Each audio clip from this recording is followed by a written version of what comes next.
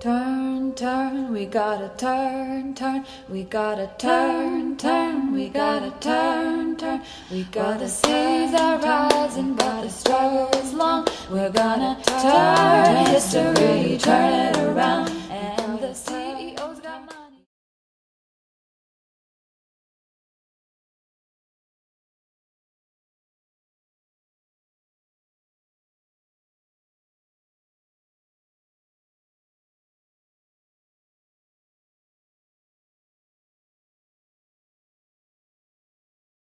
Having these programs, which are programs that combine the kind of training that we need to have with the Mike Yarrow Peace Fellowship and our ongoing education, adult education, nonviolence version of Seattle Fellowship of Reconciliation. Oh, good. Irene and Jean are going to be joining us too. Louise and Regan Unsold. Wonderful to see you. So it's been reassuring, I think, to have the guidance of our speakers over the last months. It doesn't take the stress out of it. It doesn't take the trauma out of it. It doesn't necessarily predict things, but it helps. And so I just want to thank Bruce and Janice for finding people who can help us to navigate this.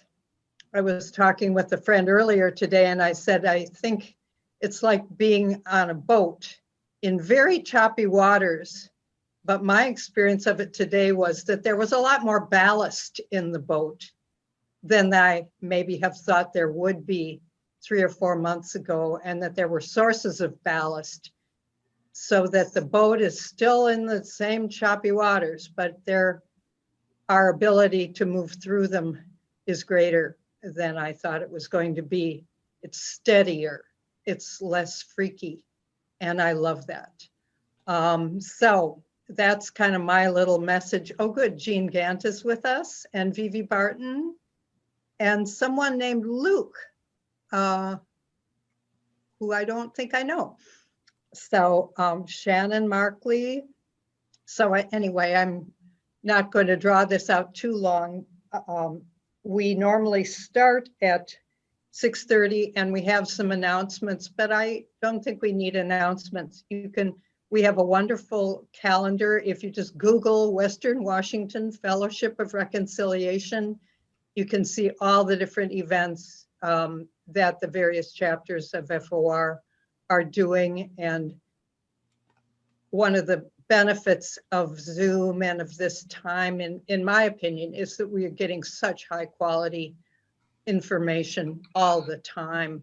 I've seen Stephen, our speaker tonight, on Zoom meetings that were hosted by some of the people that I really respect a lot, which were Code Pink and Roots Action, and many other groups have really been coming through with thoughtful and helpful information. So even though we're not meeting live, I feel like we're really benefiting a great deal from the experiences, thoughts, and directives, if you will, of groups that maybe in other years we would have had to pay for a plane ticket to go to a conference to hear these people. And now we're getting it in our own living rooms.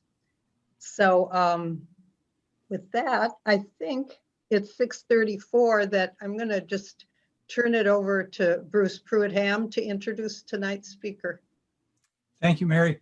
Well, the first thing I'm going to do is I'm going to put into the chat Stephen's website address, where you can find out a whole lot more about him. And I would highly recommend that you start to peruse the many, many, many articles that he has written over the years on a whole variety of topics. So there's a wealth of information there. What I'm going to cover is going to be very brief. I think I first met Stephen, and Stephen, you'll have to correct me if I'm wrong on this, but I think it was way back in 73 or 74 at a retreat in Colorado up in the mountains with the Movement for a New Society. And Stephen, since has resided in Seattle for quite a bit of time. He's been to many CBECs, both as a speaker and participant. And he is currently employed as a professor of politics at the University of San Francisco, and also gives a lot of different presentations to radio and TV. He is a contributing editor with a number of magazines and publications, Catholic Reporter. I can't even remember them all, but you'll see them on the website. Anyway, I remember once asking Stephen about, whether writing was difficult for him, and he was very honest. He said, "No, not really. It actually comes pretty easy." So, thank goodness for the gift that he has given us with the writing and his intellect. He was most recently a key figure in planning for the Choose Democracy, Protect the Results, and Hold the Line groups, 3 different groups that were forecasting that Trump would try to do a power grab, as he has tried to do. He's done pretty much everything that we thought he might try, luckily unsuccessfully, and with the latest move with tremendous backfire that has been scary, but hopefully a turning point in terms of a cultural moment for the country. So with that, the topic for tonight is what's next? Looking ahead for nonviolent activists. And Stephen had done quite a bit of research years ago, comparative studies looking at other countries that had resisted coups. And it was that research that was then called on for trying to help figure out, well, what would that look like in the United States and what might we learn? He's also on the Academic Council for the International Center on Nonviolent Conflict, great expert on the Middle East, also on a number of African continent struggles that don't get a whole lot of attention. Stephen does a lot. But tonight, we're going to be asking him, for the United States, for those of us committed to nonviolence, what does he see coming up, both in terms of risk and in terms of possibility, and what may we do to help make our work more effective? With that, Stephen, I'm going to turn it over to you. Go ahead and unmute and take it away.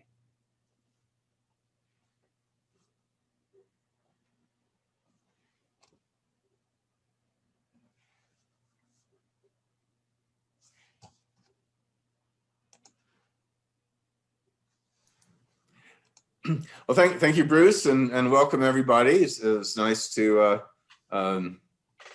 see some familiar faces from CBEC and elsewhere. Somebody actually asked about Luke Sequeira-Flanders. You may remember him from a CBEC conference a few years ago. He was a very leader among the young people there.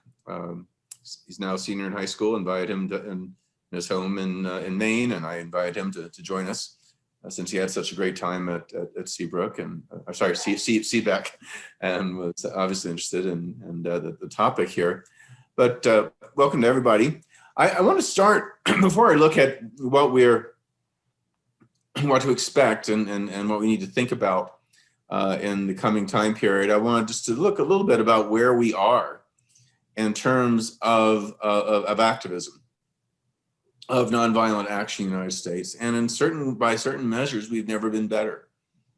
2020, we saw more protests than in any year in recorded US history, including the 1960s, including the 1930s, both in terms of the number of events and the number of participants.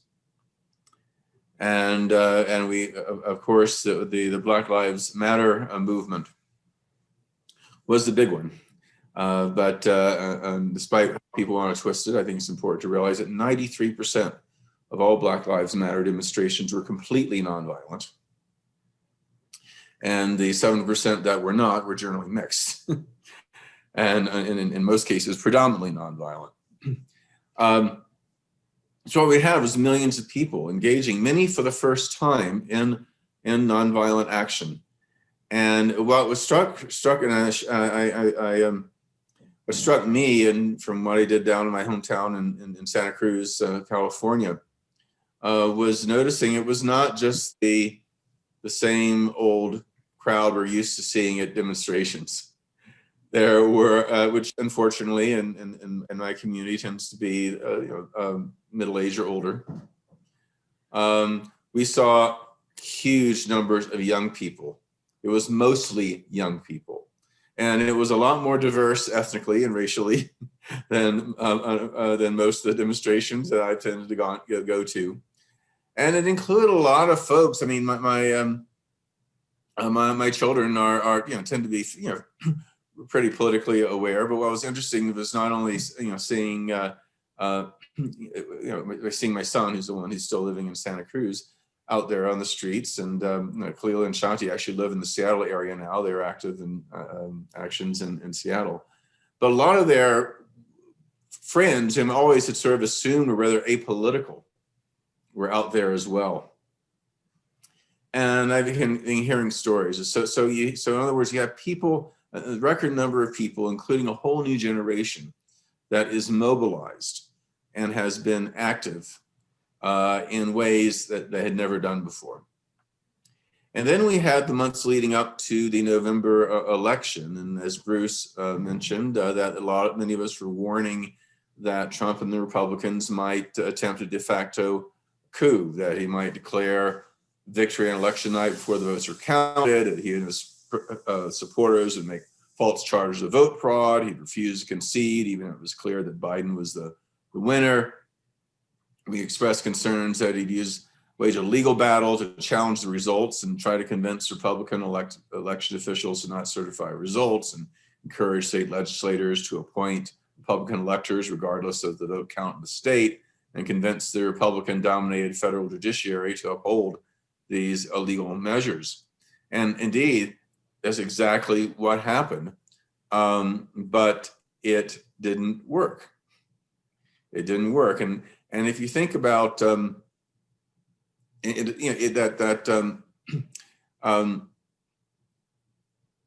ended up was that the scary events on January 6th, of course, but the fact is that these efforts failed. I mean, it ended up being relatively the support from members of Congress is rather perfunctory. The pro-Trump crowds were rather small. Even the Republican-controlled judiciaries panels, they threw everything out. Why? But one reason I think that was successful was that so many of us were actually organizing. That we would have had to take to the streets if things had gone differently. I mean, if the margins had been slightly smaller than they were, or a couple of swing states had gone just the other way, they might have gotten away with this. And in Philippines in 1985, in Ukraine in 2000, in Serbia in 2000, Ukraine in 2004, Gambia in 2016. When incumbent regimes tried to steal the elections, there are these massive movements. I wrote an article about that came out just before the election, reminding people of this precedent. And what surprised me, there was this old monograph I'd done from a couple of years ago about nonviolent reversals of coups. And I looked at France in 1961, Bolivia in 1978, Argentina in 87, Soviet Union in 91, Burkina Faso in 2015, other cases. And so all these people started reading these monographs, and I stressed the importance of massive non-cooperation, building broad alliances among both more radical and more mainstream, but nevertheless pro-democratic forces, maintaining nonviolent discipline. And what we saw was we had groups that, like Choose Democracy, that was founded by George Leahy and other veteran nonviolent activists, included a pledge which contained a promise to shut down the country if needed to protect democracy. It was signed by more than 40,000 people, including business and union leaders who were prepared who prepared their members to take part in such massive protests. They had 17 trainings, over 10,000 participants. And there was this 55-page resource called Hold the Line, A Guide to Defending Democracy, which a series of nonviolent organizers put together. And you know, they had hold the line groups all over the country. It was downloaded and viewed over 75,000 times. Had social media following about 14,000 people. They also had a series of trainings that included thousands. And what was exciting, and then on top of that, you had a group called Protect the Results, which consisted of nearly 200 progressive organizations, labor unions, peace, environmental, feminist, anti-racist, social justice groups. They're ready to mobilize millions of Americans in mass protests, try to stop it. Labor federations in Seattle and other cities, the whole state of Massachusetts, it called for a general strike in the event of an attempted steal. And indeed, the idea was at least informally endorsed by Richard Trumka, head of the AFL-CIO. And scores of existing local and national groups are mobilizing around this. Now think, so I mean, think about this, folks. We're talking about tens of thousands of people who were prepared to do massive nonviolent action, most of whom were actually trained, many for the first time. I mean, those of us who've done training over the years, you know, this is some of the largest mass training in nonviolent action in the country's history. And you had extensive mainstream media coverage of these efforts that were bringing the idea of a massive nonviolent revolution in the United States to millions of readers for the first time. And we're talking about the New Yorker, the Atlantic, Guardian, Newsweek, CNN, Boston Globe, Washington Post. I mean, you know, and it's hard to imagine that the prospects of such massive resistance didn't play I think it played a deterrent effect on Republican legislators, judges, and others who might otherwise have been tempted to overturn Biden's victory.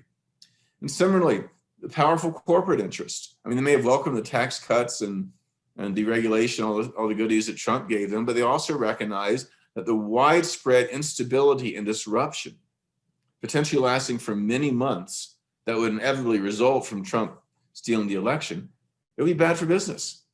You know, business leaders want stability. And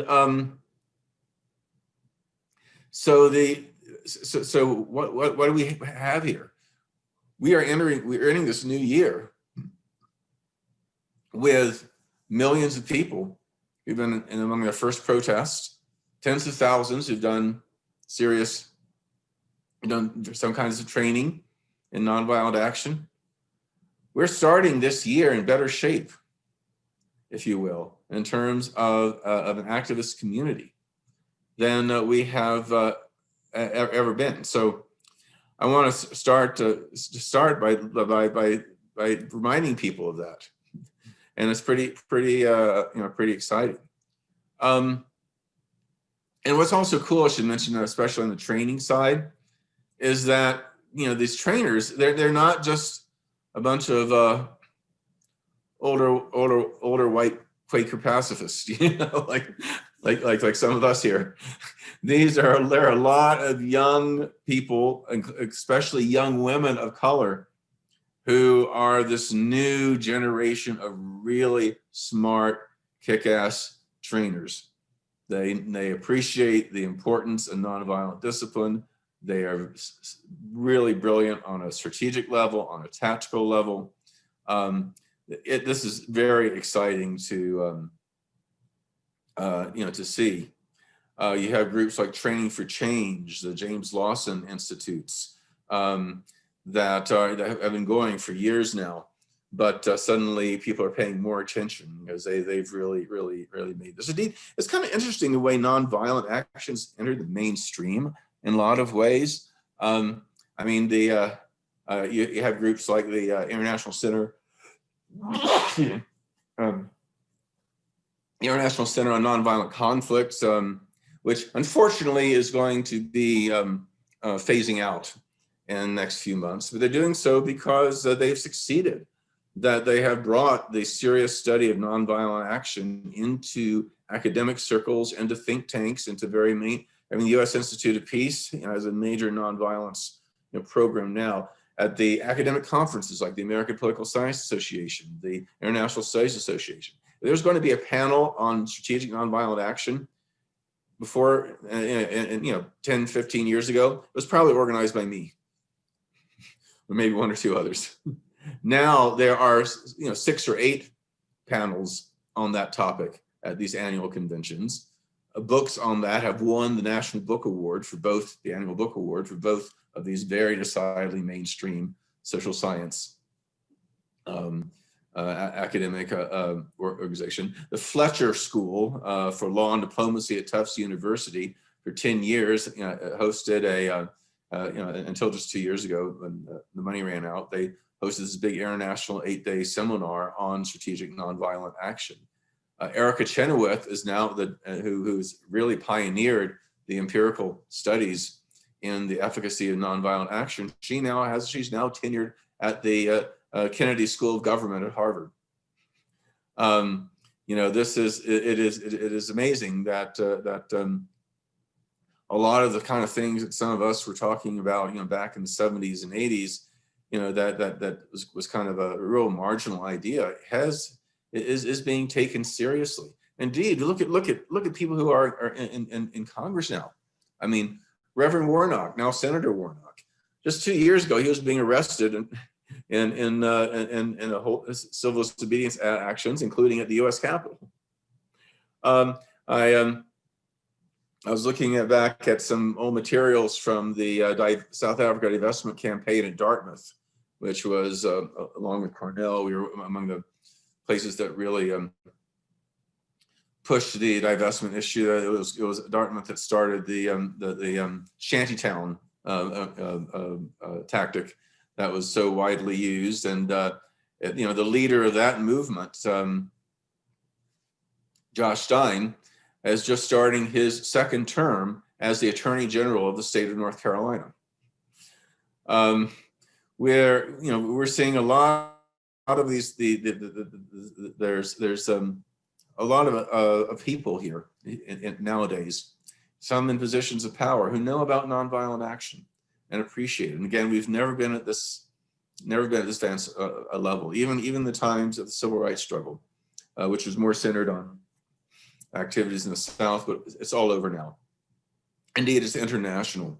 At the beginning of last year, in fact, a year ago this week, I was in Sudan interviewing the activists, which brought down one of the most brutal dictatorships in the world. And indeed, Sudan, here's a country that, you know, again, this is literally a genocidal regime. A coalition of hell from hardline reactionary Islamists and a brutal military. They had ruled that country for 30 years. And, you know, civil society had been decimated. You know, communication infrastructure very weak. It's one of the poorest countries in the world. It was divided ethnically and regionally and by religion and other things. I mean, it was one of the last places, you know, it was one of the classic places you'd say, well, nonviolence might work in so-and-so, but it can never work there. Well, it worked. It brought down the al-Bashir regime and then brought down the military junta that took its place. Hundreds of people were killed, but the nonviolent discipline in a country which has seen, you know, more violence than almost any country in the world since its independence 5 years ago. You know, the nonviolent discipline was amazing. And, you know, so what I'm saying is that we are at a really, you know, the idea is if they can do it in Sudan, it can be done anywhere. And so I think we really, in moving forward this year, again, it's just a reminder of how exciting things have been and the incredible shifts in thinking and that have taken place in recent years. There's a lot we need to do, of course. I mean, as was the case in the late 60s and into the 70s, there are elements of the left that have this kind of a romantic notion about violent resistance, about street fighting and even armed struggle. And I think it's particularly important when we're dealing with the rise of the far right to not play into their hands and avoiding confrontations. The importance and nonviolent discipline is still very, very important, and still a lesson that a lot of people don't are having, especially some younger activists are having a hard time appreciating. This is not new to those of us, especially those of us who were active in the 70s. But I think what's important is that the understanding of nonviolence is we're hearing it from, again, a lot of young people of color, because they know when there is a demonstration with so-called mixed tactics, it is people of color who get the brunt of the violence from the police. And so they have been among the most effective and challenging, especially the white radicals who don't understand the importance of the nonviolent discipline. In terms of where I see the issues where we'll be dealing with, obviously anti-racism work is going to continue to be critically important. And I think that it's going to be an area that where I think a lot of energy needs to be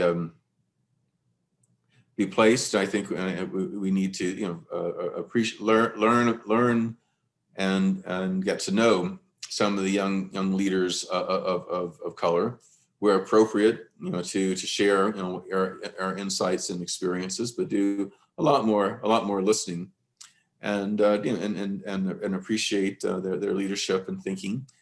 I see issues of inequality becoming increasingly to the fore. I mean, this is an area, the COVID pandemic has certainly exacerbated inequality. It's raised a lot of new awareness about it in many ways. I think we have there's a lot of potential for making headway there. And I think the underlying issue, of course, is climate. I mean, that is the real existential struggle of our time. And I can see in the coming year there will be certain areas, like the Standing Rock, protest, that there will be a couple of key areas where a lot of pieces come together around environmental racism, around climate change, around indigenous rights, related environmental issues. That will be a really excellent opportunity for the struggle moving forward. I wanted to talk particularly about an area where, being Fellowship of Reconciliation, being given its history and its strong emphasis on peace issues, I want to look a little bit at foreign policy, because I think it's often, given the other issues that I mentioned, which seem to be getting a lot of people's attention, it unfortunately might make it easier for the U.S. government to pursue foreign policies and directions that I think most of us would see are quite dangerous and that need to be challenged, which may be particularly difficult if we're distracted by the pandemic and by the issues of inequality, racism, climate, etc. But I think, and I'll be talking about in a few minutes about how we can make linkages between all of these. But I want to also talk about foreign policy, because I think this is an area where the Biden administration is particularly problematic. I think we may be pleasantly surprised that Biden will pursue some policies on the domestic front and in the environmental front that are more progressive than one would think, given Biden's history in the Senate, for example, and his close corporate ties, and always traditionally been centrist in the party. But the center of gravity in the Democratic base, as well as within the Democratic majority in Congress, has moved left, and he's going to be feeling the pressure. Foreign policy, again, is and again, based on his appointments, based on some things he says and proposals, I mean, things are actually looking fairly reasonable. He may end up being the most progressive president on the domestic front since Lyndon Johnson. But of course, the thing about Lyndon Johnson was, as progressive as he may have been on the domestic front, what most of us remember about Lyndon Johnson, of course, is Vietnam. And indeed, Biden, unfortunately, foreign policy and militarism is one of the most disturbing parts of his history.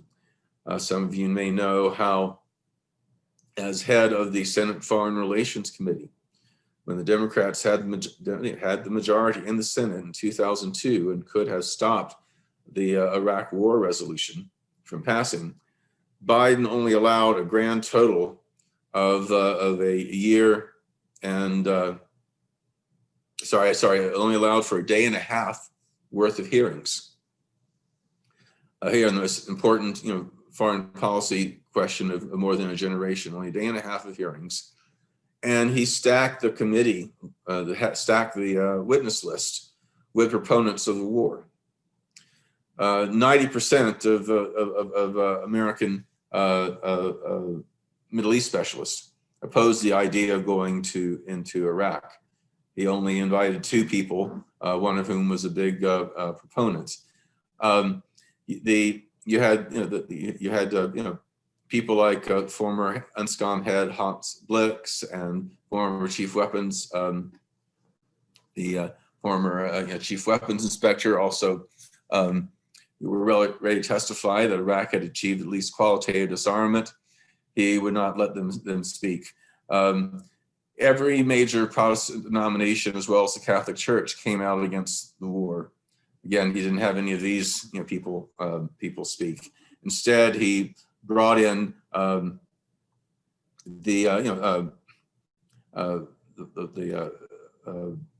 Caspar Weinberger, the former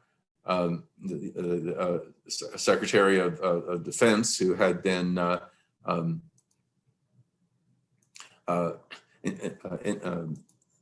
indicted for perjury, for his role in the Iran-Contra scandal. He was allowed to testify, and as well as these sketchy Iraqi exiles who talked about how they'd seen these stacks of chemical weapons with their own eyes, and of course, American troops to be welcomed as liberators and that kind of thing. So he was largely responsible, probably more than any other Democrat, in getting the Iraq War resolution through. He's also been very extreme in support for the Israeli occupation. Very hard line. I should mention his Blinken, his appointee for Secretary of State. He was the chief staffer of the Foreign Relations Committee during this period. He's helped set up the hearings, and he's also very hardline in terms of these Middle East issues. So all these are very are concerning. What's interesting, though, about Biden is that he impresses me in many ways as more malleable than almost any president in my lifetime. And by that, just give an example. We all, this week is the 30th anniversary of the Gulf War. Sorry, the Gulf War, and there are a lot of us who oppose both the Gulf War and the invasion of Iraq. And of course, there were plenty of people who supported both the Gulf War and the invasion of Iraq. But there are also a fair number of people who supported the Gulf War because it was a clear response in the name of collective security against a clear-cut act of aggression, had the authorization of the United Nations. It was pretty clear the United States would win a fairly quick and decisive victory. And there are plenty of other reasons to oppose it, of course, but that was a factor for a lot of people. Whereas the Iraq War, none of those were true. It was illegal. We were the aggressors. It was not going to be quick and easy. And so you had people who supported the Gulf War and opposed the invasion. Biden voted against the Gulf War, but supported the invasion of Iraq. And all the other three combinations make sense on some level, right?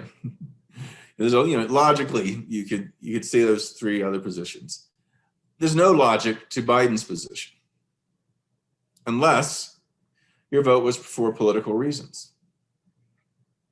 Unless you felt the political winds were blowing, opposing the Gulf War and supporting the invasion.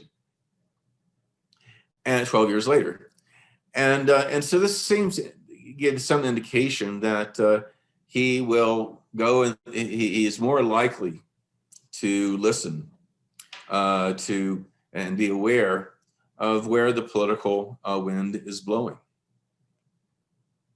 And I think one area we should really push is around military spending, which is astronomically high. And Biden has made no indication. In fact, he seemed to give indications against support for any major cuts in military spending.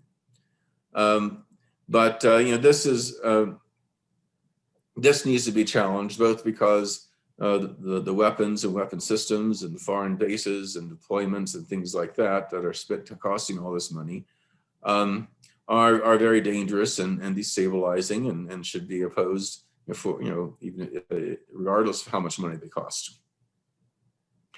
But also, I think it's really hard to imagine how we're going to address inequality, racial justice, the environment, including climate change, if we're spending so much on the military. I mean, the United States spends well over 40% of the entire planet's military spending, even though we're only like 4% of the world's population. The United States and its allies combined are over 80% of the world's military spending. No one comes close to what we're spending in total, and even in per capita, we are surpassed only by a handful of tiny Middle Eastern countries. And this despite, living on, being safe between two oceans on the east and west, and weak and friendly neighbors in the north and south. There's really no justification for such high military spending. And this is an area I think we can really hit home because it connects with all these other issues. Why don't we have money for affordable housing, for affordable college and university tuition, for decent public transit? I don't often agree with Thomas Friedman, but I'll never forget a column he wrote while on some high-speed rail in rural China, pointing out, how we don't have anything like that, whereas, countries around the world are developing it. And he said had some line about most Americans don't spend enough time abroad to realize how far behind we're getting. And I think when I first visited Europe and my parents, and I was 12, and this is in the late 1960s, most European countries seem to be more backward, in terms of technology and standard of living. Now, I fly into these European capitals, can take high-speed rail from the airport, not to mention the high-speed internet, and not having the homeless people on the street, and the incredible public transit everywhere, and free healthcare. And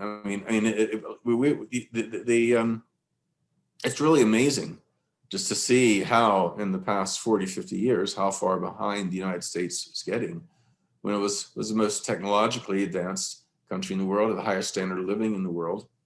What has happened? And part of course, is our grossly inequitable tax system, but also the enormous amount of money we're pouring down this sinkhole of military spending. And this is an area we cannot hammer on enough, because I think it really will. It is something that I think can bring people from various movements together, and something that can unify not just those of us who are concerned about peace, but broader issues, in terms of what is being taken away from us. We are, I think, think we are actually, I think next day or two is the 60th anniversary of Eisenhower's farewell address, where he warned of the military-industrial complex and what the threat it had on the well-being in our society. Just a few more specifics on foreign policy to think about. The good news is we'll no longer have a president who is an appeaser to a corrupt autocrat like Vladimir Putin. The bad news is that there are elements even within the Democratic Party and the foreign policy establishment that would be looking for a new Cold War, and it's important that we be able to both recognize the nefarious nature of the Russian regime, what it's doing both internally and internationally, while challenging efforts to use this as an excuse to militarize U.S. foreign policy further, which of course only has the impact of increasing Russian nationalism and some of the more ugly elements we're seeing in that society. Indeed, and we're dealing with other, Iran, of course, is going to be a big issue. Speaking of a regime that's reprehensible, but U.S. policy has been totally counterproductive in terms of supporting the democratic forces in that country. And the grossly exaggerated security threat and how it's been used as an excuse to support these regimes that are worse than Iran on so many measures, like Saudi Arabia, and of course their genocidal war in Yemen. This will be, I think, a real test of the Biden administration as to how serious they are at, in Biden's words, not cozying up to dictators. Will we indeed finally end this indefensible alignment with the family dictatorship in Saudi Arabia, this totalitarian misogynist regime, and as well as some of the other allies in the region, such as the United Arab Emirates, such as Bahrain. And Bahrain, of course, has been particularly oppressive of its own population, the brutally crushing and nonviolent pro-democracy revolution there back in 2011. So let's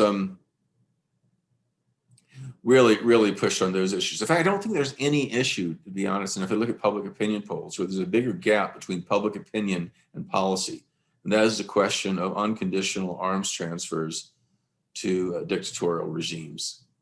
I mean, you go out on the street, you interview, the percentage is like 80%, 90% saying, no, we shouldn't be doing this. And yet you have both political parties in Washington have traditionally supported that. We really need to highlight that. And there's so many creative ways of doing this. When you may want some ideas, some tactics or actions to address any of these things, I'd be happy to share some thinking on that. Let me talk about Israel and Palestine. This is an issue where the Biden people are particularly bad. The Biden administration has said, we support a two-state solution, but we don't believe in pressuring Israel to make the necessary compromises for peace. And basically, the Biden says, no, all U.S. military aid, $30 billion in the next 10 years, should be completely unconditional, regardless of what Israel does. We will veto any United Nations resolution that pressures Israel to abide by its international legal obligation, and we don't want any other. We don't want the United Nations actually to get involved at all, or any other countries, because we're the chief mediator of the conflict, even though we're also the chief arms supplier, diplomatic supporter, and financial supporter of the occupying power. And then, of course, and they're very opposed to any kind of civil society actions to pressure Israel, such as the BDS campaign. So, in a sense, though Biden is not as is not as flagrant as Trump in terms of explicitly supporting the settlements and annexation and the like, and de facto, in terms of what's happening to Palestinians on the ground, there's not going to be any difference. And actually, in fact, when Biden was in the Senate, he was a co-sponsor of the bill that pushed for the United States to recognize Israel solely as Israel, recognize Jerusalem solely as Israel's capital, and to move the U.S. embassy there. That was a legal basis for Trump's action. Other presidents had enacted a waiver to put that off, but Trump finally did it. But remember, it was Biden who wrote the bill that made that possible. And let me throw in an obscure foreign policy issue, which I want to throw out because both is one that's important for me as the subject of my latest book, but also I think it's something I think FOR type people would find of particular interest, and that is Western Sahara, the other occupation that a lot of people don't know about, and some of you may have heard about it for the first time fairly recently when Trump recognized Morocco's illegal annexation of that former Spanish colony, which according to the United Nations Security Council, the International Court of Justice, and a broad consensus of international legal opinion, should have the right of self-determination. There's a similar situation to East Timor, on the verge of independence. It was invaded by a more powerful neighbor. But the United States has blocked the UN from enforcing its resolutions, and now we've gone out and actually endorsed it. And we're the only country that has formally endorsed that annexation. And it's even worse than our recognition of Israel's annexation of the Golan Heights, because like the siege of the Golan Heights, we are basically going against the UN Charter's prohibition of any country expanding its territory with military force. So there's an important legal precedent there.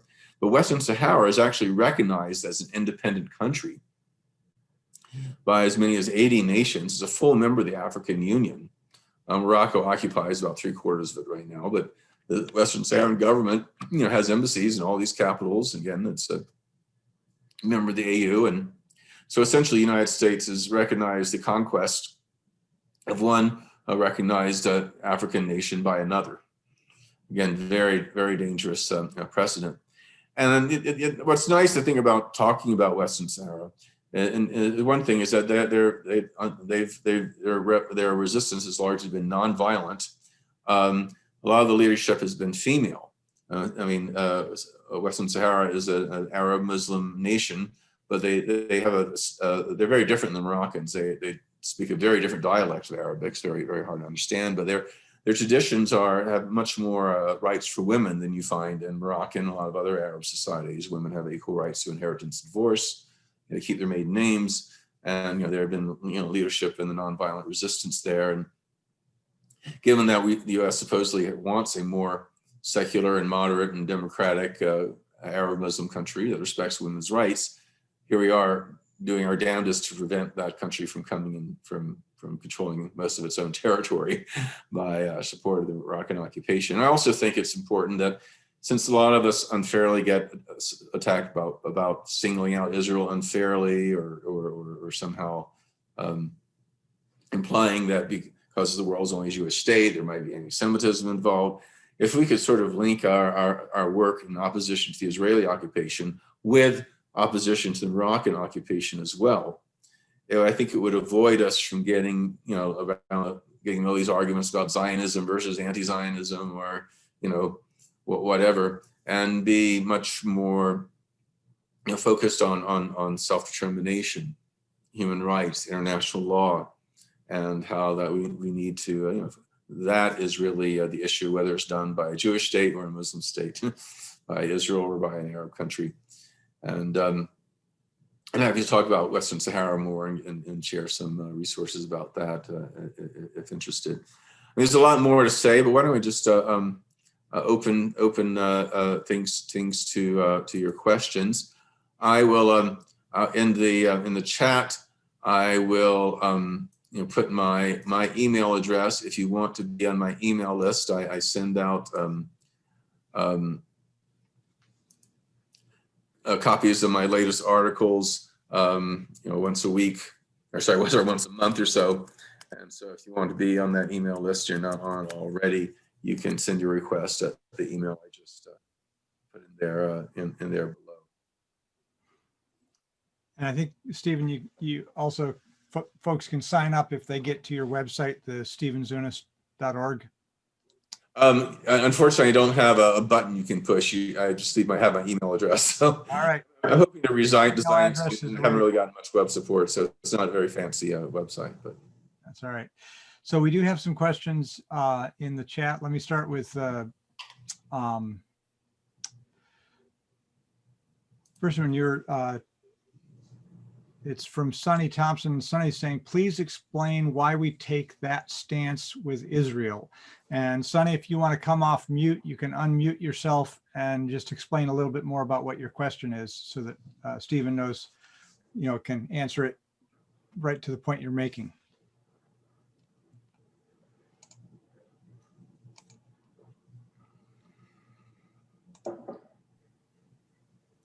There, okay.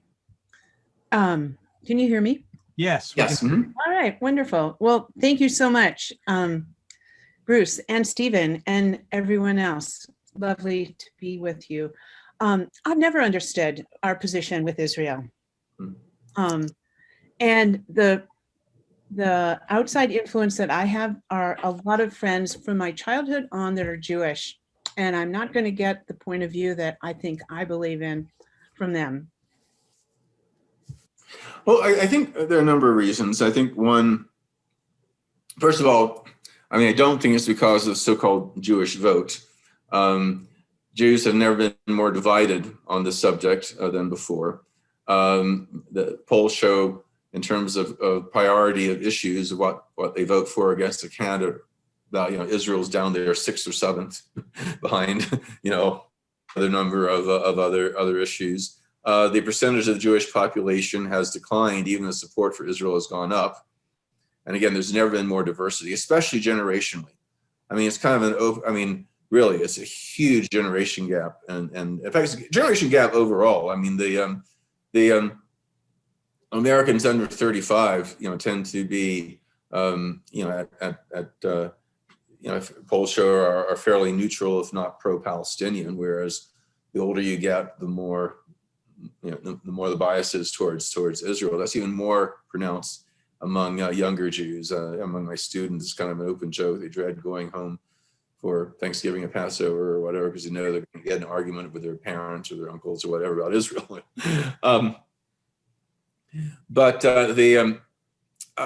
So it's not, and also some of the most the presidents that shifted U.S. policy towards Israel the most, Richard Nixon, George W. Bush, and Donald Trump, they got the 3 lowest percentages of Jewish votes of any modern presidents.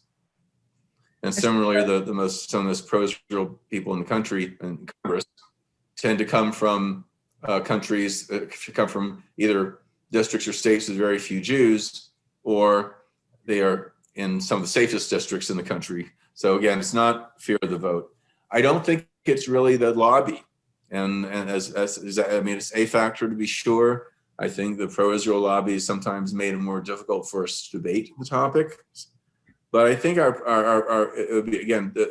policy would be more and more the same, because the more, and just for example, every time a president has had to confront AIPAC on something, the Suez crisis in '56, the water crisis under Kennedy, the first invasion of Lebanon in '78 under Carter, the AWACS sale to Saudi Arabia under Reagan, the loan guarantees under Bush Sr., the Iran nuclear deal, and some other issues with Obama. Whenever the president is faced with this kind of thing, the president wins. The foreign. So is it money? Is it money, and we use them as a base for? Yeah. I think what it comes down to is, I think, same reason we support any allied government do terrible things. We see it as in our strategic interest. Right. And think about U.S. support for the Indonesian occupation of East Timor. 200,000 people were slaughtered, a third of the island's population. U.S. support for Morocco's occupation of Western Sahara. It's not like there was an Indonesian American lobby or a American lobby forcing us to do so. The unfortunate reality is the U.S. is perfectly capable of supporting allied right-wing governments invade, occupy, colonize, and oppress weaker nations if we see it in our strategic interest.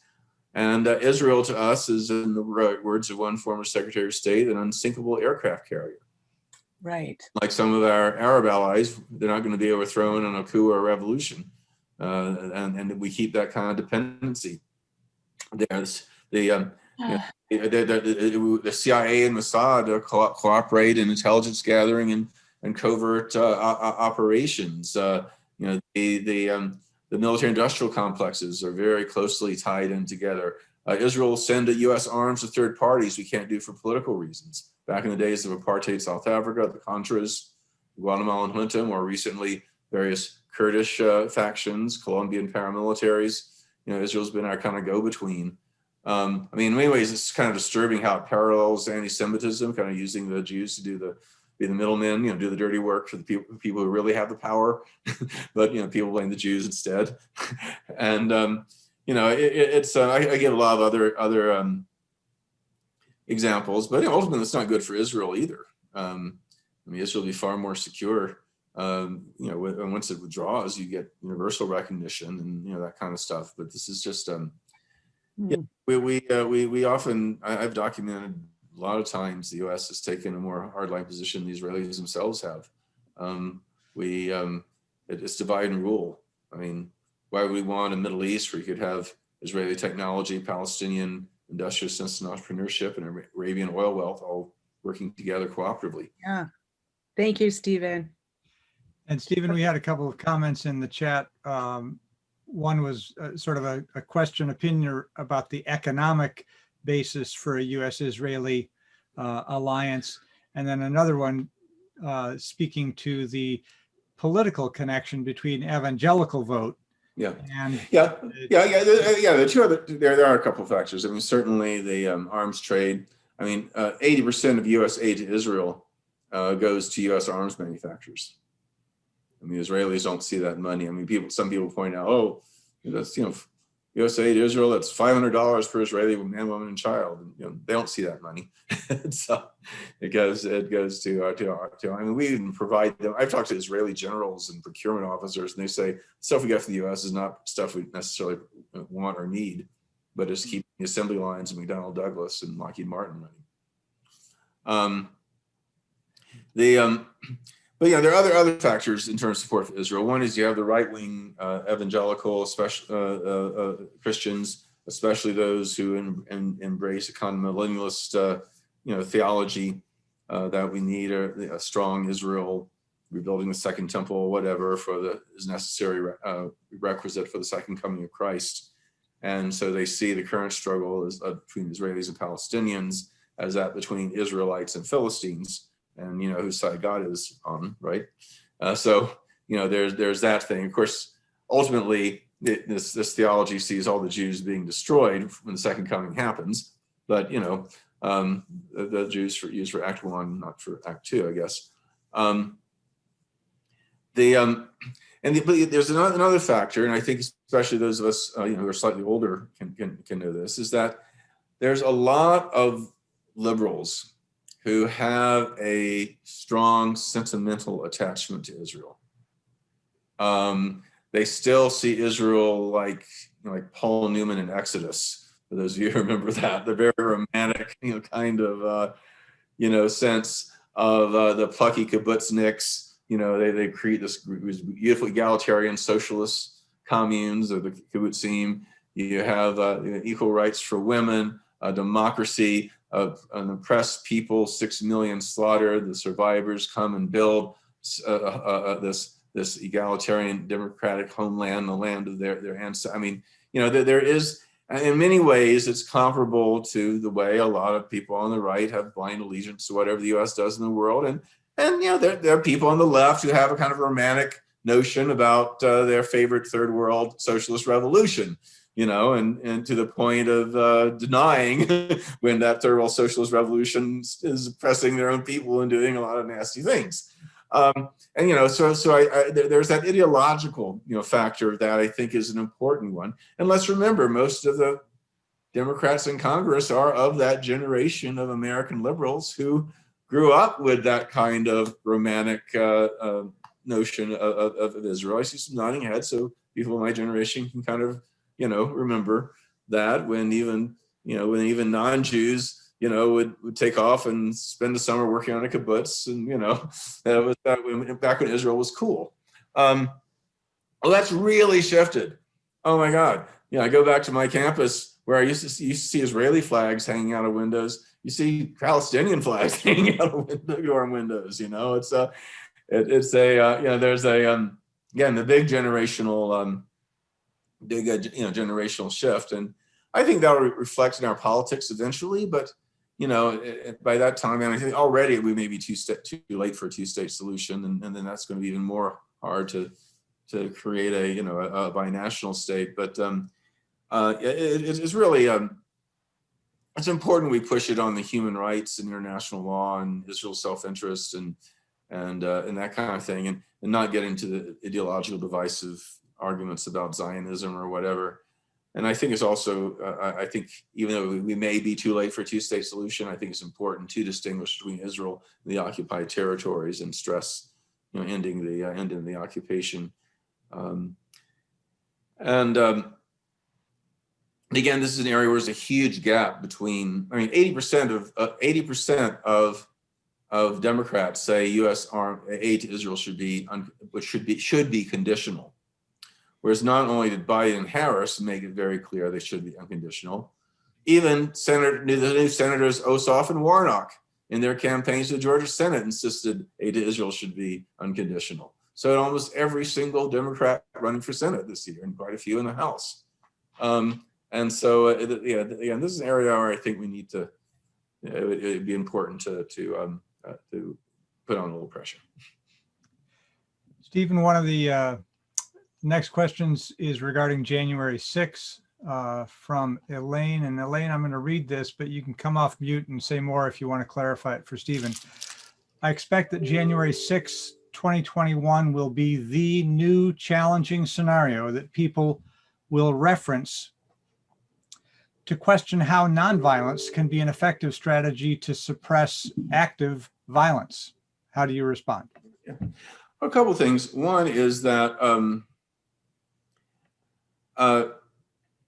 it is actually easier to use nonviolent action against the state, against a centralized authority, than violent terrorists. And I've talked to people from Colombia, the Guatemalan highlands, from the Niger Delta, where you do have gangs and drug kingpins and warlords and terrorist groups, and in addition to the army and paramilitaries going around. And they've had some remarkable successes in fighting these so-called fragmented tyrannies. These, this kind of work. Indeed, let's remember the U.S. South. You had right-wing terrorists. We call them Night Riders or Ku Klux Klan. They killed a lot of people, and yet they recognize even with that there's the importance of nonviolent resistance. Now, I'm not one. I believe that nonviolence can always work, or nearly always work, on a strategic level. I can't say it always works on a tactical level. If you had some paramilitaries bursting into a village, you started gunning down people, and you asked me, what's the nonviolent way of resisting? I couldn't give you the answer. I'd say in the longer term, the way of getting rid of these paramilitaries and ending that threat is through sustained nonviolent campaigns, but instead of having yet another group take up arms. But we do come down to these kind of scenarios, and I would never give moral judgment to somebody who feels they need to use self-defense, even lethal self-defense, if their life is threatened by the far right. But in general, these people are looking for fights, and they want it to be more us versus them instead of them essentially using tactics that will end up alienating them. Politically, January 6th was a disaster. They really overreached. The hubris, oh my God. It has been, suddenly we're finally cracking down on these guys. Trump has finally got all these years have been saying, when is it going to be too much for most people? Well, he really did cross the line. I mean, it's still scary how many people still support him, believe him, but his popularity is still hovering at 40% despite everything. It's now down at 29 and 28%, which is the lowest at the end of any term of any elected president. I mean, I think the fact that these kinds of things end up hurting themselves, and so I think it's best not to be dragged into not to take the bait and engage in street fighting. I mean, obviously, we need to protect minority communities. We need to make sure that we're allies, and maybe even putting our bodies on the line where necessary. But I don't think it's this idea that somehow January 6th means that suddenly, those of us on the left have to start arming ourselves or engaging in street fights. I think the events of the past week and a half have shown just the opposite. Thank you, Stephen. The next question comes from Bert Sachs, and so Bert, if you need to come off mute to explain, but we are running short on time, so I just want to make sure. It's a fairly lengthy question, Stephen. I'll read it. It says, I can think of few things that might convince Americans to support reparations for African Americans than to learn that there was a 3.5-week trial in a U.S. court with 70 witnesses regarding the assassination of Martin Luther King. And that court found that King was killed by a conspiracy, including U.S. government agencies. Bert says, I've led several past MLK workshops presenting this issue, have been unable to convince any well-known African Americans to join me. And Bert acknowledges, I'm a 78-year-old white man. Can you explain why and what can be done? And I think, Bert, you're looking at the question is, why are you as a 78-year-old white man unable to persuade African Americans to join a cause exposing Martin Luther King's assassination, which you would think would be helpful to the Black movement? Is that right? Okay. Yeah. I would need to, I mean, and maybe Everett and I can talk in some more detail. I'm not, I mean, there are a lot of questions about the assassination. I am not familiar of such evidence as clear cut as Bert describes. Doesn't mean it isn't there, but I'm just not familiar with that. Not knowing that, I can't really explain why there hasn't been a greater response. And Stephen, it leads to a related question, which is currently in the progressive left, there is a growing ethic that we should be, white people should be deferring to people of color, men should be deferring to women, that non-oppressed groups should defer to the leadership of those who have an oppressed group label. Mm-hmm. And this is part of sort of a broader identity politics kind of paradigm.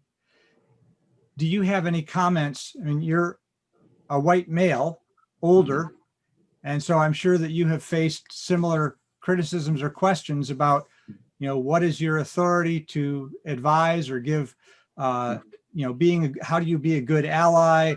How do you deal with that issue? You take it from there. You say what you want to say. Sure.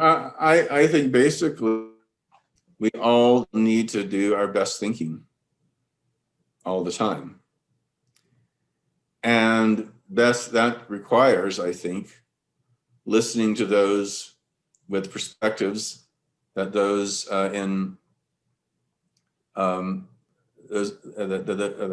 those of us in privileged positions don't understand. So I think it really means a lot of listening and and being open to being challenged, and not not assuming, you know, that you're right. I still think that ultimately you have to make your own choices, and that you know, people in oppressed groups, in part as a result of their oppression, may not have as much have clarity on certain strategic or tactical issues, and we should feel under no obligation to follow them. But I think, but again, let's be really, really, really careful not to assume that they're wrong, not to assume, not to think very long and hard about what they're saying and what they're thinking, and to not to publicly attack them or undermine them. But again, I think it's important that we be, you know, constantly cognizant of our privilege, but not just to act out on guilt, and not to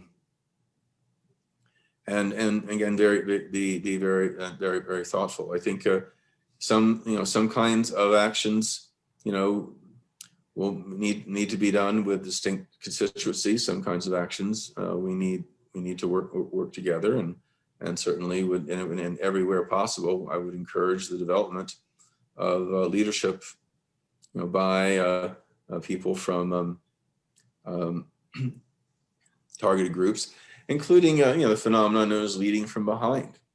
If we do have certain, you know, skills and perspectives that could enhance a struggle, enhance an action, to be able to offer those, but you know, but not in a, but you know, for a more behind the scenes way that would empower new and younger and more diverse leadership.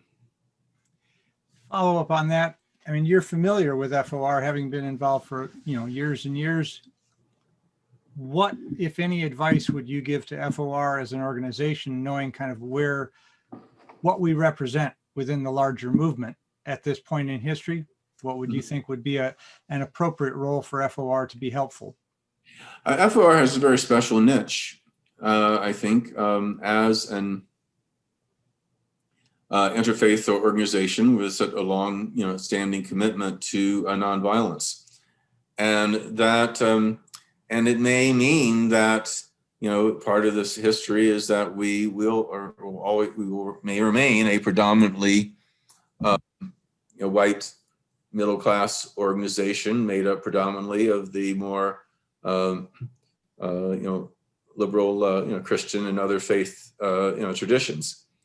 But that we can offer our, you know, as you know, we can offer our support and be part of broader movements. And I think about the key role that FOR played in the civil rights struggle. When you read the histories of the civil rights struggle, you don't, you know, you'll see only occasional mention of Fellowship for Reconciliation, but you sure come across the names of a lot of FOR members. You notice that FOR was a key component of the Congress of Racial Equality, CORE, and the original Freedom Rides. We see you know, FOR's, you know, presence in so many important areas, but not necessarily leading as FOR, but again in a certain the kind of networks that we have, the certain kind of skills we have, what we can offer offer a broader movement. I think that's something we need to that's what we can do today as well. Let's see, we're getting up to about quarter of. Stephen, are you still good for? Yeah. I go at the top of the hour, sure. Okay. We've got a comment again back to the Israel. This is from Regan. Regarding Israel, you might have already mentioned this, but supporters of Israel are very effective at framing criticism of Israeli government policies and practices and the BDS movement as anti-Semitic. this has a chilling effect on many people, especially elected representatives who might actually be critical of Israel's oppressive policies and practices toward Palestinians, but are not yet prepared to say so publicly, as that would risk being tagged as anti-Semitic. I don't, there may be Well, here's, let me, this is where it comes into the thing about how much when I think of, for example, times that I have had, or talks or events canceled or substantially altered, and not just me. I mean, people like Scott Kennedy, who many of you know, a longtime leader in FOR. These changes have happened. Generally, the actual decisions were by liberal non-Jews. Why? Because they heard from Jews they knew and respected that me or Scott or somebody else was some anti-Israel extremist or worse. And those of us who are of a more liberal persuasion, a left persuasion, when somebody in a target group says somebody is racist, sexist, whatever, our default position is to assume that the person in the target group has an accurate assessment of the situation. I mean, think about it. I mean, if I hear somebody, oh, this person of color says that the person is racist, then oh, I'm not racist. I mean, our default position is to, quite understandably, is to, again, to believe, unless we have strong reason to believe otherwise, is just to believe the person in the target group. And a lot of people will therefore believe Jews when they say a person is anti-Semitic. Same reason they believe a black person, they say somebody's racist.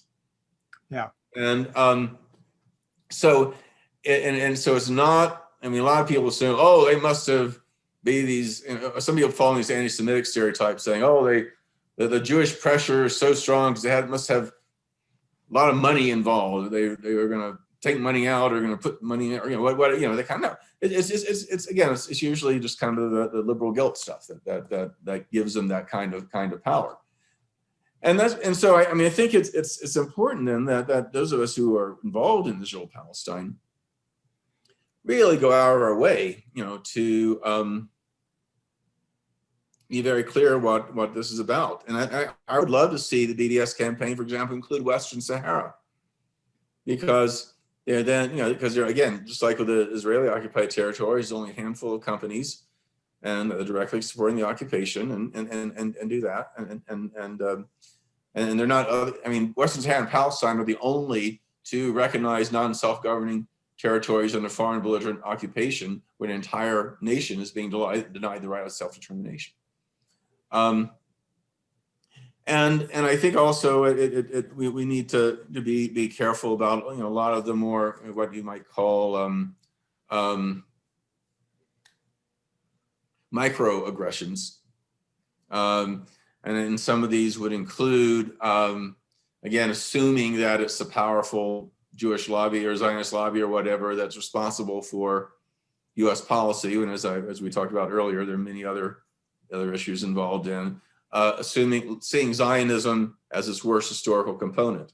I mean, one may on balance see the oppressive and colonial settler and racist aspects of Zionism are more important than the emancipatory national liberation aspects of Zionism. So I'm not saying you should not be that you should not be anti-Zionist, but you should recognize that within described Zionists, there are people who oppose the occupation, who are working for a more just and democratic Israel, who are allies.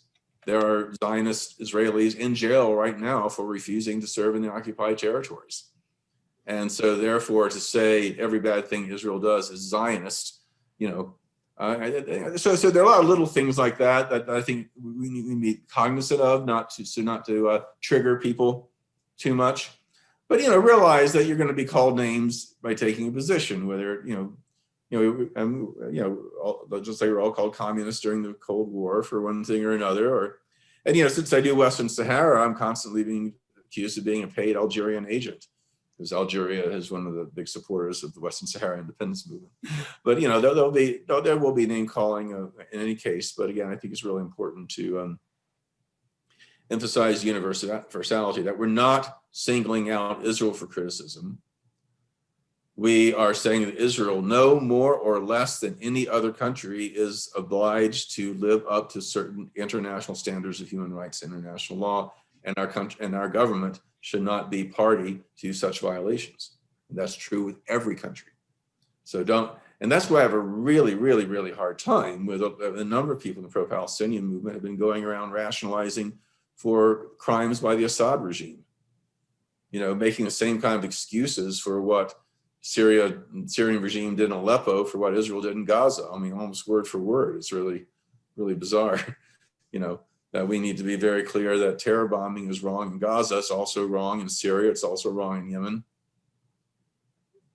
And occupation, you know, invading, occupying, annexing a neighboring country is wrong when Israel does it. Also wrong when Morocco does it to Western Sahara. Russia does it to Crimea.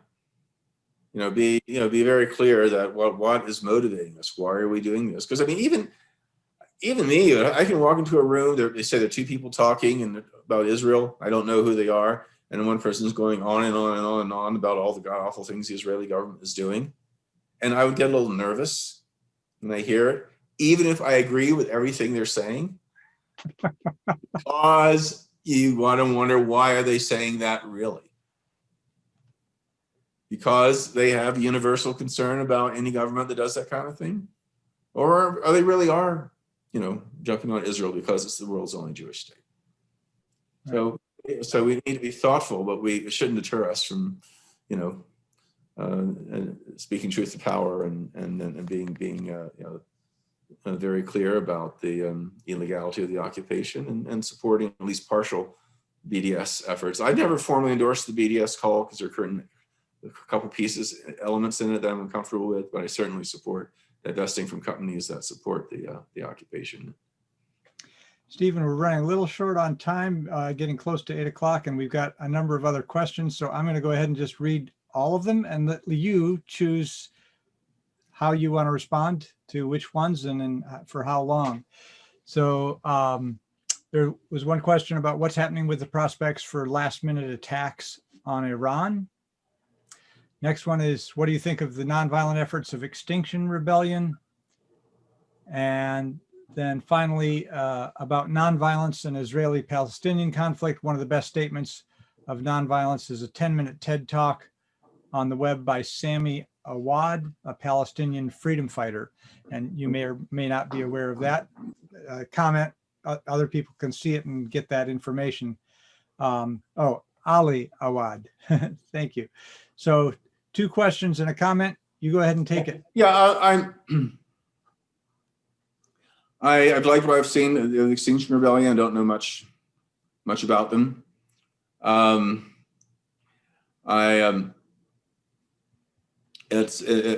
need to keep it front and center.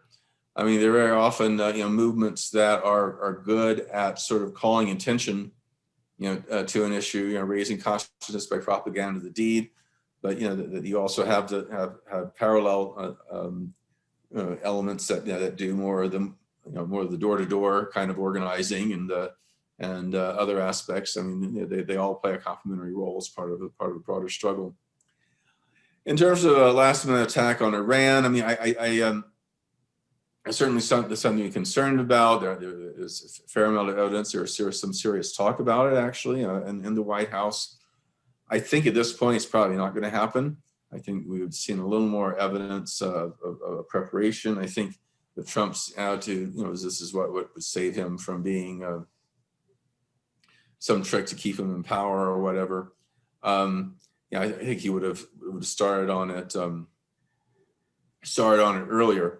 I think also there have been, in my understanding, and I'm speaking as someone who's actually spoke with the Iranian foreign minister a year and a half ago when I was in Tehran, is that my sense is that they recognize that the Trump regime is extreme, that the new administration, is still, represents American imperialism in all its manifestations, but is one that is rational and can deal with, as well, where they're willing to treat Iran with respect as a sovereign nation, with which we have many issues, but are, nevertheless can work out a deal, whether it be on nuclear things or whatever. And so even if there is a smaller scale attack, it would not necessarily escalate out of hand. And if there's going to be a much bigger attack, I think that there would have been more, we would see more movements of troops and carrier fleets and that kind of thing. And I haven't seen that. So I think we may have dodged a bullet there. I think the real challenge with Iran is that there are hardline elements in Iran who are gaining ascendancy because of what Trump did. Remember the moderates, people like Rouhani and Wad, these guys, they said, hey, we've got to, trust the Americans. We'll destroy billions of dollars of equipment and destroy all these, set our program back in all these ways in return for lifting sanctions. And the hardliner says, how can you trust the United States? We'll destroy billions of dollars of equipment, doing all this stuff, and then you just lift the sanctions tomorrow. And the moderates said, no, don't worry about that. They wouldn't do that. It would be unprecedented. And sure enough, that's what we did. So will the battle within Iran between the hardliners and moderates, has that been thrown off too much? Did we miss that one window we had under Obama and Trump blew it, and Biden's not going to be able to get us back, especially since he's getting pressure for some people to add things to it, which again would not work. The best we can hope for is that Iran will go back to the original agreement, and they may be reluctant to trust us, understandably, after what happened. And if that happens, there will be another ratcheting up of pressure. We may have to be mobilizing about preventing a war with Iran, even under Biden. Though unlike Trump, I think Biden and his people are sincere about trying to work something out. Well, Stephen, thank you very much. It's clear to me that the primary takeaway from this talk is that there's really nothing left to do. All the problems are solved, and we can just kick back and relax, right? That's so. I'm going to ask everybody to unmute. I obviously am being facetious, but I'd like people to speak up and say, what is it that you have? What's one of your takeaways from Stephen, and appreciation for him giving his time and his expertise to us in helping to look ahead to the work ahead. And I think that I've done an unmute, but doesn't seem to be working. Yes, it is working. Oh, good. Yeah. Thank you, Jonathan. So Stephen, thank you very much for this very nuanced set of insights for us. That's probably the main takeaway for me, is just how complex the situation is and how important it is to really listen before forming judgments. Thanks. Stephen, come up and visit your daughters and join us in person in Washington State. Forward to it. I'd like to say for years I've considered Stephen one of the most balanced in viewpoints, considering issues and applying uniform standards to everybody, and I really appreciate that. Thank you, Stephen. I appreciated your optimism at the beginning, and the discussion about all the young people who are activated and interested in these issues, and it's a very hopeful sign. Thank you. Stephen, what's the title of your latest book? It's called Western Sahara, War, Nationalism, and Conflict Irresolution. Irresolution. I'm buying a copy. One thing is a really expensive hardback, but also the second revised and expanded paperback version will be coming out in a couple months. It's going to come out this month, but because of all the recent events, we've put things off. But the introduction was by George McGovern, and a lot of really interesting people, including the late Senator Ted Kennedy, have little blurbs in the back. And nice. co-authored it with Jacob Mundy, who actually lived in the Seattle area for a while. He got his degree at the Jackson School at UW. It was a very great privilege to have you. Thank you. All right, I love you guys. As some of you may remember when I lived up in the area, and so it's great to reconnect. Thank you so much for, helping us to see things from a familiar and yet different perspective. I think it's helped us to continue on to stay steady and become hopeful about what we can do moving forward. I just want to remind everyone that our next meeting will be February 21st, which is kind of late in the month, the third Sunday of February, but we don't know exactly what our program will be yet. And I'm so happy that Stephen could speak tonight, because it worked out that what Stephen had to talk about was totally relevant. It was so hard.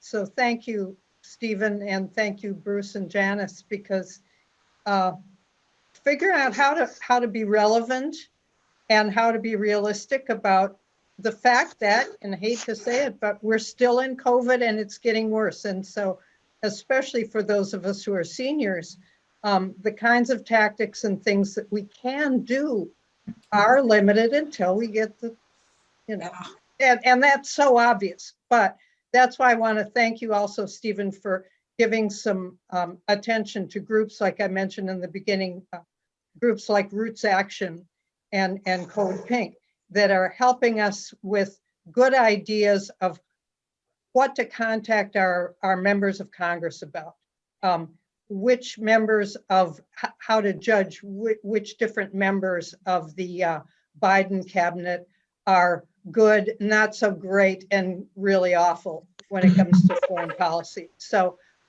thank you for your participation in those. And if people are interested, they can ask you about which ones were recorded. I don't want to make you go over all that territory, but in any case, that's a lot of what we can do using the web and the telephone until we can be out in the streets in a more safe way. And who knows? I mean, in this first 100 days, the small things really helped. We got a less bad head of the CIA. We got a less bad Secretary of Defense because people called their members of Congress. It was very simple. And we also won in Georgia, even though we haven't been celebrating that as much as I hope we will.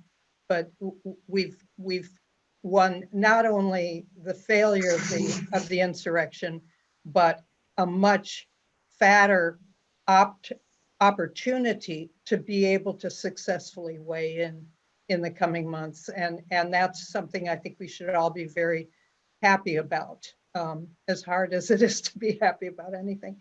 So again, thank you for all your contribution to this, and thanks to everybody here, because I know you all did what you could, and that made a huge difference, because that's what people all across this country did. They all did what they could, and look at the result. I mean, that's an amazing nonviolent victory. So thank you so much. One last final announcement. Rivera's son and Henry Cervantes, who are two James Lawson Institute trainers, are doing a several-week training session on nonviolent campaigns beginning January 21st. The link is in the chat, and we told Rivera that we would let people know about that. She had been our speaker just a few months back. And so with that, I won't bore people with additional announcements. There's plenty go around. Thank you, Stephen. Really appreciate it. We'll see you around. Bye-bye, everybody.